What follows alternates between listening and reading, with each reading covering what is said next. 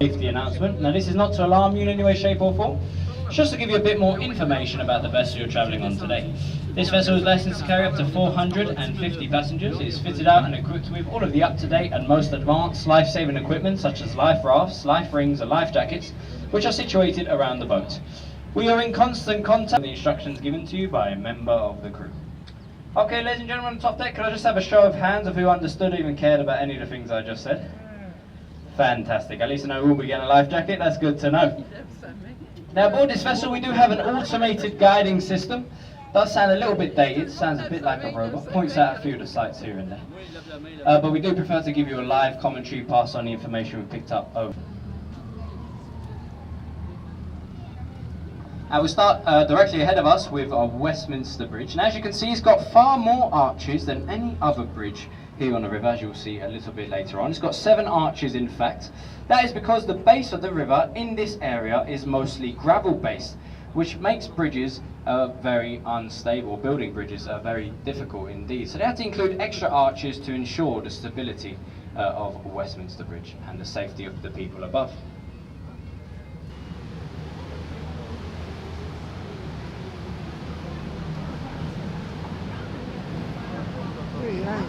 And ladies and gentlemen, can anyone see Big Ben? That's actually a bit of a trick question because Big Ben is the name of the 13.5-ton bell inside the clock tower that strikes on the hour and on the hour alone. At 1/4 past, 1/2 past and 1/4 to, you can hear the chimes of Westminster. And as you can see, we are doing some refurbishments on our beloved tower. Apparently it takes 3 years to change the batteries. But do not fear, we are working around the clock to make sure it is completed on time. Over on the right you can see these 9 yellow markings floating in the water there. This shows us the 15-metre exclusion zone off the wall of the Houses of Parliament. If you go anywhere near that, you'll get into a lot of trouble. The bridge behind us is green, as you saw. There is a reason it is colour-coded in such a way. The bridge ahead is Lambeth Bridge, which is red, which colour coordinates with the tents outside of Parliament just there. That is because back in the day, as the House of Commons had to use Westminster Bridge to get to work, and the House of Lords, or the member of the House of Lords, members, had to use Lambeth Bridge to get to work. That is because, so that they couldn't confer on the way. So all of the talking, all of the conference has to happen inside the Palace of Westminster. Just above the first windows you can see these small inscriptions all the way around the building. That is the Lord's Prayer in Latin all the way around. You can see the green moss line along the river wall on the right hand side. In some areas the tide can change as much as 7 meters in some areas, so that's how much the tide changes daily.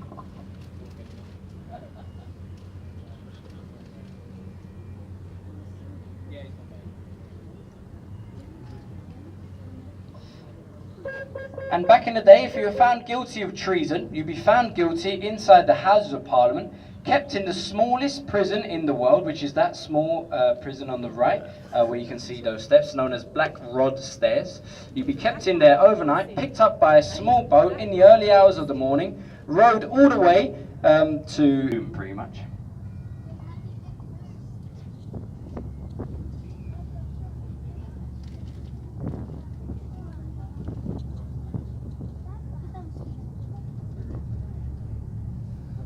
That's it then, let's go back now.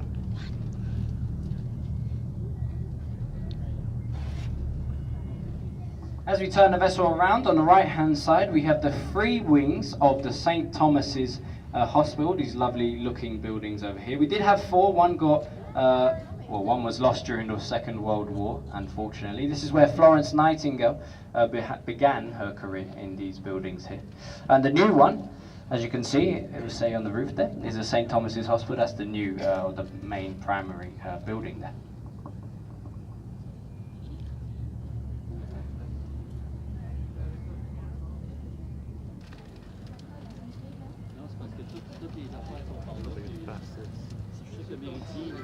Now you may have noticed along the river wall on the right hand side these chains, and on the base of most of the bridges you will see the bridge chains as well. This gives you something to grab onto. If you right hand side, the large white building is known as County Hall. This used to be home to the Mayor's office. It is now home to Shrek's Adventure, same thing innit? You can actually still go in there and smell Shrek's burp. If that doesn't sell it for you, I don't know what will. We've also got the London Dungeons and the London Aquarium. You've got some fantastic restaurants inside, such as McDonald's. Also in there, you've got a sushi restaurant. They say the fish in there is the freshest fish around. It's right next to the aquarium. I wonder why. Now, of course, on the right, we do have the very famous London Eye. Now, the London Eye wasn't meant to be a permanent structure. It was only meant to be here for a couple of years. However, one summer's day, it racked in, you all know, it's all a bit downhill after that. Just behind the tree line on the left, you can see the building with the green roofs and the flags on the roof there. There's a ministry of such as 10 Downing Street, the Houses of Parliament, and I'm sure a few other places that we will never find out about. We've also got a modern art gallery, so a very intelligent change, that one indeed, as you can see, pub on the Thames here. Now if you do see any work going on along the riverbanks of the Thames, we're currently updating our sewage system. We're still using the Victorian sewage system that has now reached capacity. It's a 5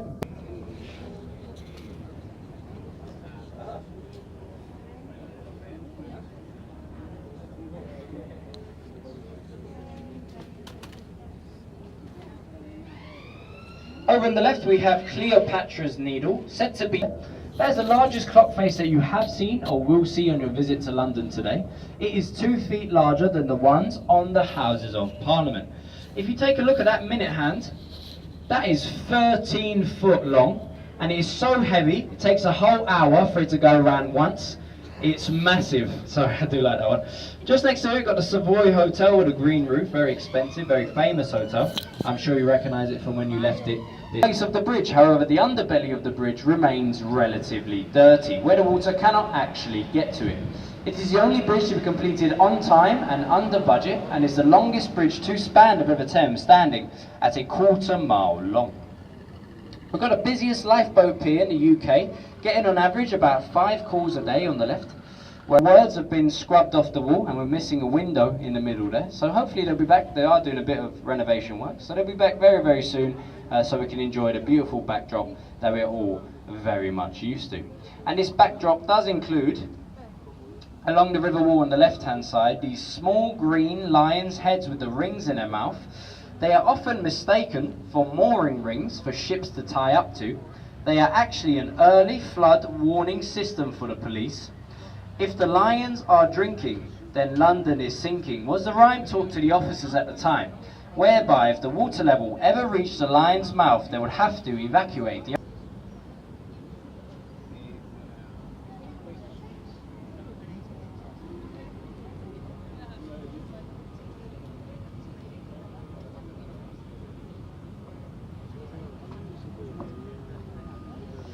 Directly ahead of us now, we've got the Blackfriars Road Bridge. Now if you look at the top of the columns on the left and right hand side, you can see these small figurines of birds. Now on this side of the bridge we have land-going birds, and on the opposite side we have sea-going birds. This is because this was the area we used to believe the freshwater and the seawater used to meet at exactly this point. We now know it actually meets a lot further upriver behind us, and we are currently travelling above brackish water, which is a mixture of the two. The next bridge is the Blackfriars Railway Bridge, the most expensive bridge here on the River Thames, costing £500 million or £500 million to build. It's actually got solar panels on the roof which contribute to 40% of the energy to the station. And for that enormous price tag, you get a railway station spanning the entire width of the River Thames. So the entire bridge is its own railway station. Now they had to build this bridge as trains got heavier and more advanced. The old bridge started to crumble. You could see the remains in the form of those red pillars that we just went past, if you saw that. On the left we've probably got one of the best views of St. Paul's Cathedral. St. Paul's Cathedral is 365 feet high. That is easily remembered as 1 foot for every day of the year.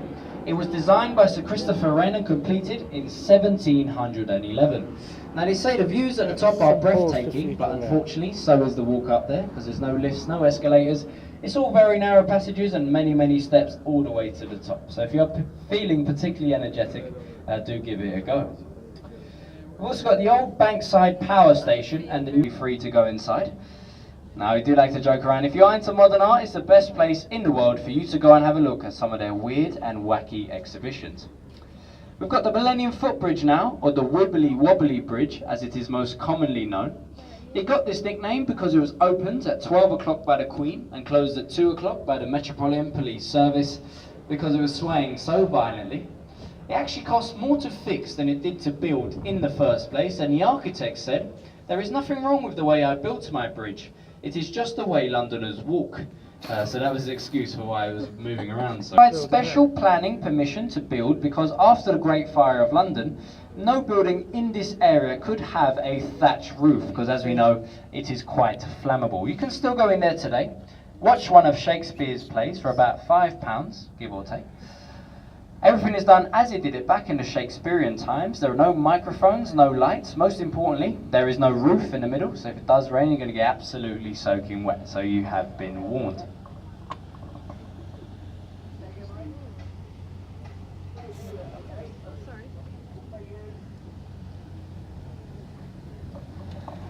On the left, we've got the large white building known as Vintners Hall. Now in here, the men and women have one of the worst jobs in the world. It's absolutely awful. They have to take of London. So imagine that, getting paid 5 days a week to get absolutely hammered. Yeah, I wouldn't like that job. Sent my CV last week. Fingers crossed. Wish me luck. Now directly on the right, we have the Financial Times building, or the FT building. As they were expanding their car park, they discovered the original foundations for Shakespeare's Globe Theatre. So that's where the building originally stood, which does make a little bit more sense when I tell you about the next one. We've got the Anchor, it's a pub. There's been an establishment here for over 400 years, and it is said that William Shakespeare himself used to get change in the attic of this building before performing at his nearby Rose and Globe Theatre. So a very short walk for Mr. Shakespeare indeed. This is the Cannon Street Railway Bridge. If you look at the base of this bridge, you can see the tide moving far clearer than any other bridge here in the city on the left and right hand sides. Anybody a fan of Pirates of the Caribbean, the movies? Yeah? Yeah, so get ready on the right hand side with your cameras. This boat has nothing to do with the films. It's the Golden Hind. It is the Golden Hind. This is a replica of the one Sir Francis Drake used to circumnavigate the globe. It's actually known for being a bit of a pirate ship because it brought back so much gold and silver. It brought this country for the first and final time completely out of debt. So they say you can go aboard and pretend to be a pirate, or you can go to the pub next door and drink like one. It's up to you. I know which one I'd prefer. Up ahead we do have London Bridge. I know you're expecting more, not much to look at. Now, you may have heard the nursery rhyme, London Bridge is falling down. That is because there's been 5 bridges to stand in this area of the Thames, including this one. One fell down, one burnt down, one sunk into the mud, and one was sold to an American businessman who thought he was buying Tower Bridge ahead of us. The story goes, they walked him along the bridge, faced him in the direction we're going, and told, "This is the bridge you'll be buying." So you can imagine his face when he opened a box in Arizona. Cost him £1 million to do so at the right bridge, and it currently stands over Lake Havasu in the Arizona desert. And that bridge is also known as London Bridge, of course. 111 steps all the way to the top. It is known as the Monument with the golden crown on the roof there, and it's to commemorate the Great Fire of London between those two grey buildings.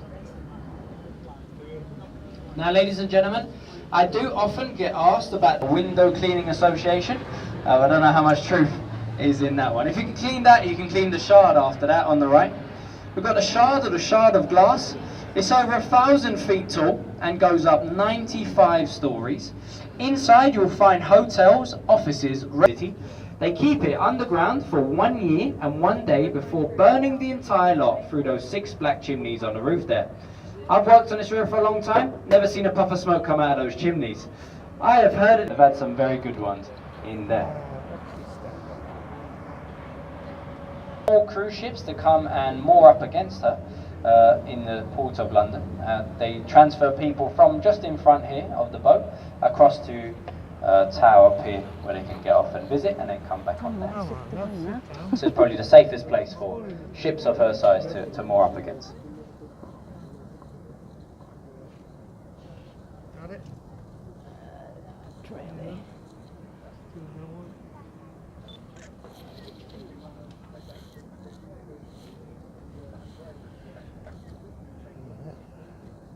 Tower Bridge, baby. Yeah. And let's look over there. That's the Tower of London.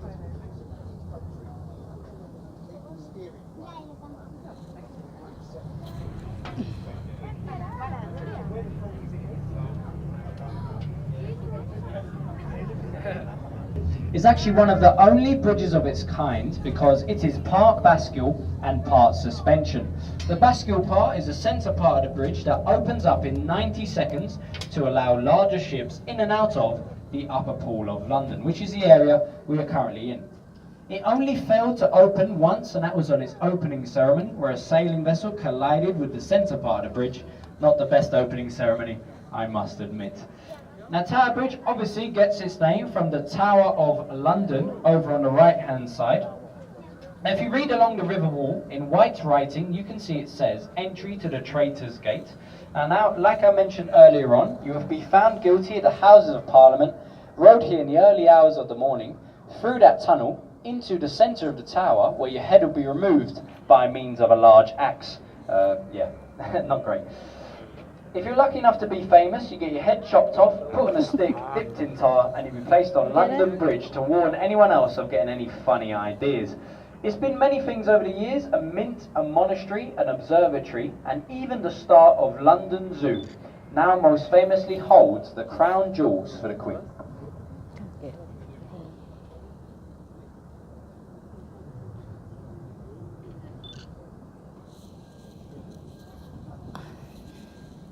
Now, the Environment Agency like to tell us that this is one of the cleanest metropolitan rivers in the world. And the reason it looks so mucky and dirty is because the base of this river is mostly mud-based, and the tide doesn't allow the sediment to settle on the bottom. So they say if you take a pint glass of this lovely water, put it on the side for about 10 minutes, all of the mud and sediment will fall to the bottom of the glass, and the top part of the glass will be absolutely crystal clear. And they say you can drink this water. It may kill you, but you can. Please don't drink the water. As you can see, we are slowly manoeuvring the vessel for Tower Pier. Get some cool pictures still on the right-hand side of Tower Bridge. As we slowly make our way towards the pier, I'll let you know that I'm sure you have painfully realised for yourselves I'm not a professional guide, I'm a professional member of this crew. I'm the first mate aboard this vessel, so we do like to pass on the information we've picked up over the years in the form of a live commentary. Hopefully you enjoyed. If you did enjoy it, we have a tradition on the River Thames. It's known as the Captain Silver Bucket. If you enjoyed the commentary, feel free to throw any small change into that bucket as you leave the vessel. You know, 10, 20, 50 pound notes, anything like that. It'll be much appreciated. Please don't feel like you have to though. Just remember, I'll be the one helping you over that very dangerous gap as you leave the vessel. Just joking, ladies and gentlemen, I won't be helping you.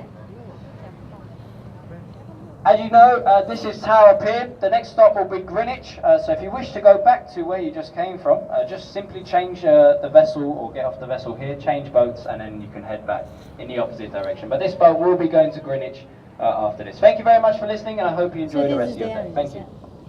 Thank you very much. Cheers.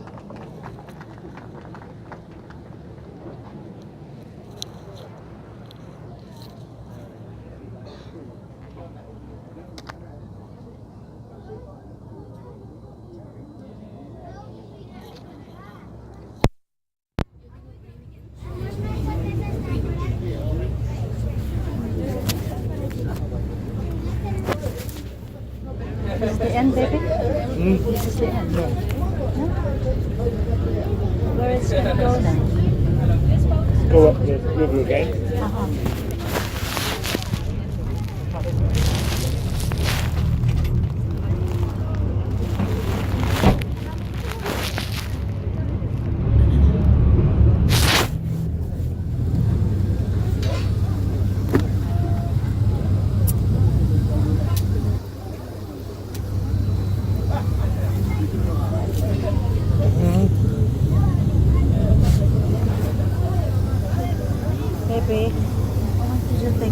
the